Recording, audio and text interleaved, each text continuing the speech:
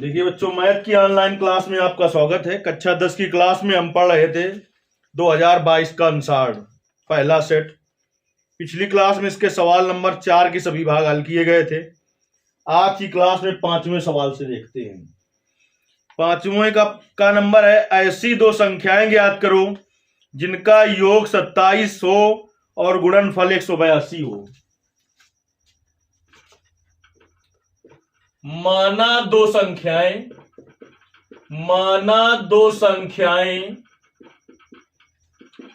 X तथा Y हैं, तब प्रश्नानुसार कह रहा है दोनों संख्याओं का योग कितना है। कह रहा है दो संख्याएं ज्ञात कीजिए जिनका योग 27 है, तो x प्लस वाई बराबर 27 हो जाएगा। x प्लस वाई, दो संख्याएं मान ली, एक x दूसरी y, तो कह रहा है योग 27 हो तो x प्लस वाई बराबर 27। तो यहां से y का मान निकालना चाहे तो क्या आएगा, 27 माइनस x। ये प्रथम शर्त थी कि योग क्या उन संख्याओं का 27। अब दूसरी शर्त क्या है, और गुणनफल 182 हो। द्वितीय शर्त से जो संख्या मानी है x और y, तो इनका गुणनफल कितना है, 182। अब समीकरण 1 से y का मान यहां पर रख देंगे। समीकरण 1 से y का मान रखने पर तो x और y का मान 27 माइनस x बराबर 182। x का गुणा कर दो इसमें तो हो जाएगा 27x माइनस x स्क्वायर बराबर 182। 182 को यदि आप इधर लाते हो तो क्या करना पड़ेगा आपको, माइनस से भाग देना पड़ेगा। तो इस सबको किधर ले जाए उधर, अगर तो x square minus 27x plus 182 बराबर 0। देखिए अब तुम्हें गुणनखंड करना है। x के पद में द्विघात समीकरण ऐसा तोड़ना है कि जोड़ने घटाने पर कितना है, माइनस का 27x, लेकिन उसी का गुणा करने पर 182x स्क्वायर है। तो देखिए अगर हम इसको तोड़ दें माइनस के 13x और माइनस के 14x में, तो जोड़ने पर कितना होगा, माइनस 27x। गुणा करें तो माइनस माइनस गुणा हो जाएगा, प्लस 14 थे 42 हासिल 4, 14 का नम 14 और 4 18, 182 हो जाएगा। यानी कितने कितने में टूटेगा, 13 और 14 में। तो देखिए x स्क्वायर माइनस 13x और माइनस 14x प्लस 182 बराबर 0। इन दोनों में कॉमन देखो क्या होगा, x, तो क्या आ जाएगा, x माइनस 13। इतना कॉमन लेंगे कि दूसरे कोष्ट में यही फिर आ जाए, तो माइनस 14 कॉमन लेंगे तो क्या आ जाएगा, x माइनस 13 बराबर 0। अब क्या कॉमन हो जाएगा बेटा, x माइनस 13, तो दूसरे कोष्ट में क्या आ जाएगा, x माइनस 14 बराबर 0। तो जब x माइनस 13 बराबर 0 तो x बराबर 13। जब x बराबर 13 तब y बराबर कितना आ जाएगा, दूसरी संख्या थी 27 माइनस x, तो y बराबर कितना आ जाएगा, 27 माइनस 13, तो y बराबर 14। अब दूसरा मान ले लीजिए, जब x माइनस 14 बराबर 0 तो x बराबर 14, तब y बराबर क्या आ जाएगा, y बराबर 27 माइनस x, तो y बराबर आ जाएगा 27 माइनस 14, तो y बराबर कितना आ जाएगा, 13। संख्याएं यानी क्या होंगी, जब x का मान 13 ले लोगे तो y का मान 14 आ जाएगा। अगर x का मान 14 ले लोगे तो y का मान 13 आ जाएगा। यानी संख्याएं क्या होंगी आपकी, 13 और 14 होंगी। ये आपके 5वें का क नंबर सवाल हल हुआ। चलिए 5वें के ख नंबर क्वेश्चन पर आते हैं और देखते हैं क्या है 5वें का ख नंबर।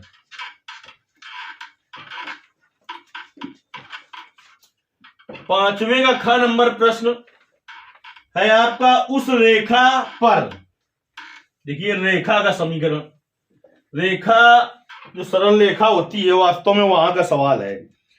पहले, काफी पहले एनसीईआरटी का जब से सिलेबस लागू हुआ उसके पहले हाई स्कूल में रेखा थी। अब इस समय रेखा कक्षा 11 में है, लेकिन सवाल आ गया है तो आपको करना पड़ेगा।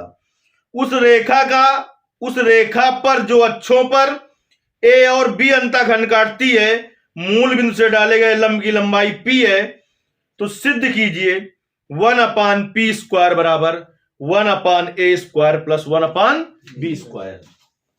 देखिए 5वें का ख नंबर, रेखा का अंतःखंड रूप होता है x/a plus y/b equal to 1, जहां पर a x अक्ष पर कटा अंतःखंड और b y अक्ष पर कटा अंतःखंड होता है। तो सवाल यही कह रहा है उस रेखा पर जो अक्षों पर a और b अंतःखंड काटती है।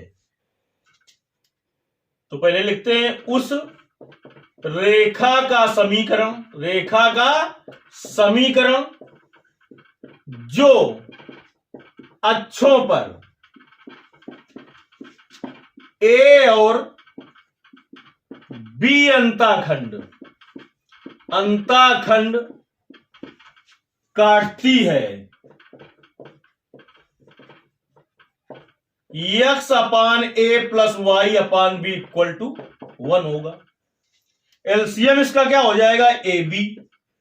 ए से ए कट जाएगा, कितनी बार जाएगा, बी बार, तो क्या आ गया bx प्लस बी से बी कट जाएगा ए बार, तो बराबर 1। तो यहां से क्या आ गया bx प्लस ए वाई बराबर ए बी। यहां से क्या आ गया bx प्लस ए वाई और माइनस ए बी बराबर 0। वास्तव में तो रेखा का समीकरण ऐसा होता है ax plus B Y plus C बराबर 0, इस रूप का। लेकिन इसमें ए बी स्मॉल लेटर में ही है, इसलिए इसकी तुलना किससे करेंगे, कैपिटल वाले से करेंगे। तो लिखेंगे की तुलना ax plus B Y plus C बराबर 0 से करने पर कर दीजिए। x से x कट जाएगा, कैपिटल ए बराबर क्या आ जाएगा b। दिखा रहा हूं, नहीं दिखा रहा हूं। कैपिटल बी बराबर क्या आ जाएगा a, कैपिटल सी बराबर क्या आ जाएगा माइनस ए बी। अब मूल बिंदु से डाले गए लंब की लंबाई होती है, रेखा पर मूल बिंदु से डाले गए लंब की लंबाई p दी है, तो p बराबर होता है c बटे √a² प्लस b²।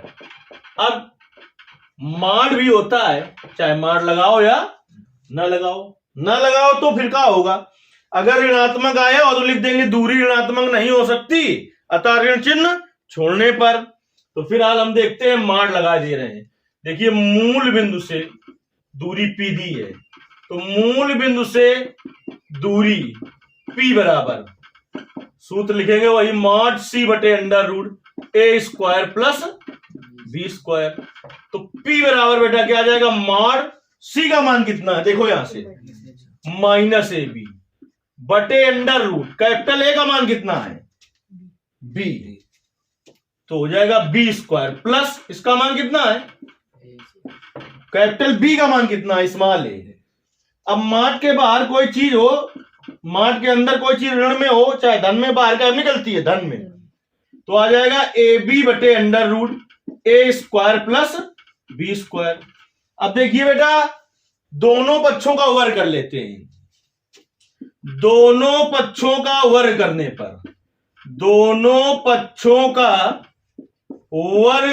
पर, जब दोनों पक्षों का वर्ग करेंगे देखिए तो क्या हो जाएगा p² बराबर a² b²। नीचे वाले का रूट हट जाएगा वर्ग करने में, क्या आ जाएगा a² प्लस b²। इसके बटे कुछ नहीं है तो क्या है 1। अब दोनों पक्षों का व्युत्क्रम कर दे, व्युत्क्रम माने क्या होता है उल्टा। दोनों पक्षों का व्युत्क्रम करने पर, दोनों पक्षों का व्युत्क्रम करने पर तो क्या हो जाएगा 1/p², उल्टा कर दो a² प्लस b² बटे a² b², अलग अलग कर दो इसको। 1/p² बराबर a² बटे a² b² प्लस b² बटे a² b²। बी स्क्वायर से बी स्क्वायर कट गया, ए स्क्वायर से ए स्क्वायर कट गया, क्या आ गया 1/p स्क्वायर बराबर 1/b square plus 1/a square. यही सिद्ध करना था, कह रहा था सिद्ध कीजिए 1/p स्क्वायर बराबर 1/a square plus 1/b square. अब देखिए बोर्ड पेपर में सवाल आ गया है तो आप ये नहीं कह सकते कि सिलेबस में नहीं है, यानी पहले ये था हाई स्कूल में, अब ये कहां पर है कक्षा 11 पर, लेकिन पेपर में आ गया है, सवाल तो करना पड़ेगा और इस तरीके से किया जाएगा। कर लीजिए इसको।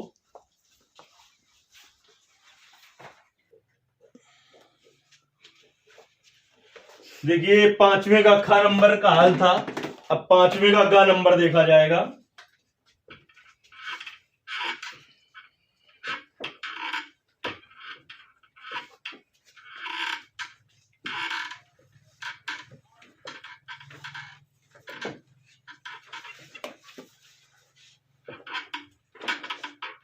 पांचवें का ग नंबर प्रश्न देखते हैं क्या है बेटा।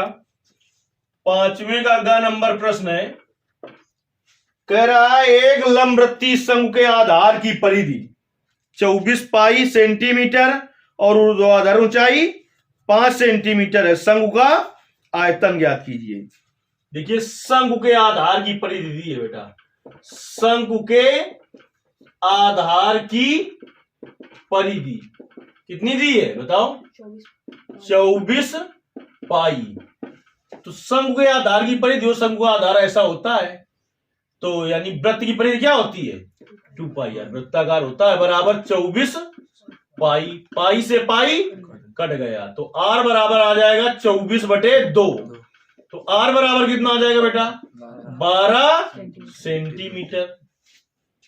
अब इसके बाद ऊंचाई दी है, ऊंचाई को किससे लिखते हैं यच से। ऊंचाई यच बराबर कितना दिया है 5 सेंटीमीटर। शंकु का आयतन कहा है ज्ञात कीजिए। पाई का मान नहीं दिया है, तो चाहो तो आप 22/7 रख लो, चाहे 3.14 रख लो, जो रखने पर कट जाए, और ना चाहो तो पाई का मान न रखो, लेकिन जब पाई का मान दे दे तब तो रखना पड़ता है। अब देखिए शंकु का आयतन क्या होता है, शंकु का आयतन सूत्र आना चाहिए। शंकु का आयतन होता है बेटा 1/3 पाई आर स्क्वायर एच। तो 1/3 पाई आर का मान 12, तो 12 का स्क्वायर इंटू एच का मान 5, तो 1/3 पाई 12 का गुणते 12 कर लेते हैं, गुणते 5, 3 से काट दो, 3 चौको 12, 12 5 60, 4 गुणते 60 गुणते पाई, 6 चौका 24, 240 पाई आयतन है centimetre cube, 240 pi centimetre cube. उत्तर अपना मिलाते रहना चाहिए। पाई का मान 22/7 इसमें रख सकते हैं, पाई का मान 22/7 रख सकते हैं, तो कैलकुलेशन फिर उस हिसाब से कर दिया जाएगा आगे, ये तो ऐसे रहने देंगे। 240 पाई और सेंटीमीटर क्यूब आयतन है, मात्रक लिखना बहुत जरूरी होता है। अब एक साथ दिखा रहा हूं सब। अब आ जाते हैं बेटा पांचवें के घ नंबर प्रश्न पर। कह रहा है निम्नलिखित बंटन एक मोहल्ले के बच्चों के दैनिक जेब भत्ता को दर्शाता है। माध्य जेब भत्ता 18 है, लुप्त बारंबारता ज्ञात कीजिए। एक इसमें लिखा है दैनिक जेब भत्ता, दैनिक जेब भत्ता, वो भी का में रुपए में। फिर इसके बाद क्या है बच्चों की संख्या है, हालत है सर, अब तो नहीं हाल लो। बीच बच्चों की संख्या, बच्चों की संख्या देखिए दैनिक जेब भत्ता रुपए में है 11 से 13, फिर 13 से 15, 15 से 17, 17 से 19, फिर 19 से 21 फिर 21 से 23 और 23 से 25। बच्चों की संख्या में क्या है? 7 फिर 6 फिर 9 फिर 13 फिर या फिर 5। यहाँ पर 5 और फिर 4। देखिए बच्चों की संख्या क्या है? एक हिसाब से बारंबारता है। एक हिसाब से क्या है? ये बारंबारता है। अगला कॉलम बनाए हम मध्य बिंदु का। क्या कॉलम बनाए? मध्य बिंदु, जिसे हम क्या कहेंगे? यक्ष। तो मध्य बिंदु कैसे ज्ञात किया जाता है? वर्ग अंतराल की दोनों सीमाओं को जोड़कर 2 से भाग देते हैं। तो 11 और 13 को जोड़ो कितना होगा? 2 का भाग दोगे तो कितना आएगा? 12। ऐसे 15 और इसको जोड़ो तो कितना आएगा? 26 आएगी। 28 14 आएगा। फिर जोड़ के 2 को भाग दोगे 16 आएगा। 18 आएगा। 20 आएगा। 22 आएगा और 24 आएगा। अगला कॉलम जो बनाया जाएगा बेटा वो यफ इंटू यक्स का बनाया जाएगा। तो 7 गुणते 12 12 84। 6 गुणते 14 14 नहीं आता तो बैठो घर में। 9 गुणते 16 16 9 144। फिर 13 गुणते 18 18 तिरका 54 हासिल। 5 18 एक अन्नम 18 18 5 23। फिर यफ गुणते 20 तो क्या आ जाएगा? 20 यफ आ जाएगा। फिर 5 गुणते 22 5 दूनी 10 5 दूनी 10 1 11। फिर 4 गुणते 24 24 चौके 96। तो देखिए हमें क्या क्या चाहिए? हमें चाहिए समेशन यफ एक्स और समेशन यफ चाहिए बेटा। तो देखिए इसको जोड़ते हैं। 6 6 12 1 13 13 13 26 26 9 35 35 5 40 और 4 44। तो 44 और प्लस यफ। ये तो समेशन यफ निकला। इसको जोड़िए जल्दी से। जोड़ो जल्दी कापी में समेशन यफ एक्स का। तब तक नीचे हम लिख देते हैं जो और दिया हुआ है। समांतर माध्य दे रखा है इसका। जे बत्ता का समांतर माध्य दे रखा है इसने। समांतर माध्य दे रखा है 18 है। सही से जोड़ लेना है। 20 यफ को अलग रखना है, बाकी सबको जोड़ लेना है आपको।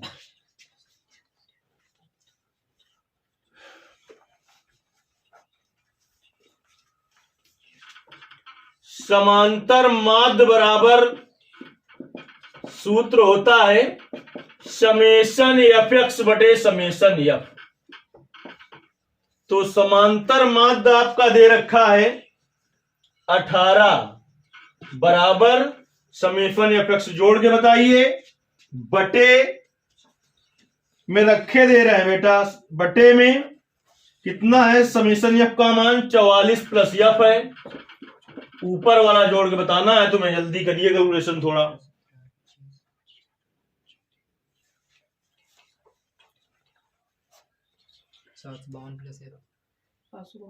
जबरदस्ती प्लस एफ 752 प्लस और ये अलग था 20 एफ हो जाएगा। अब देखिए 18 गुणा इसमें होगा। 18 गुणते 44 प्लस 18 एफ बराबर 752 प्लस 20 एफ। 18 चौक 72 2 हासिल 7। 18 चौक 72 और 7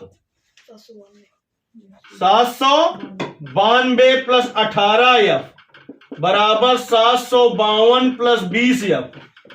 तो 700 इधर देखिए 792 माइनस 752 बराबर 20 एफ माइनस 18 एफ। तो कितना बचेगा? 40 बचेगा हटाने पे बराबर 2 एफ। तो यह बराबर आ जाएगा बेटा 40 बटे 2। देखिए यह बराबर 20 आ रहा है। इस तरीके से आपके ये सवाल भी किताब में नहीं होगा, लेकिन 2022 में आया था। हल करने का तरीका आपको पता होना चाहिए। सब चीज यदि क्लियर आपको समझ में आ रही तो कमेंट के द्वारा बताना है, यदि कुछ कहीं पर नहीं समझ में आया है तो बताना है किस जगह पर नहीं आया। आज की क्लास में 5वें सवाल के सभी भाग हल किए गए। अगली क्लास में 6वें नंबर से आपको बताया जाएगा।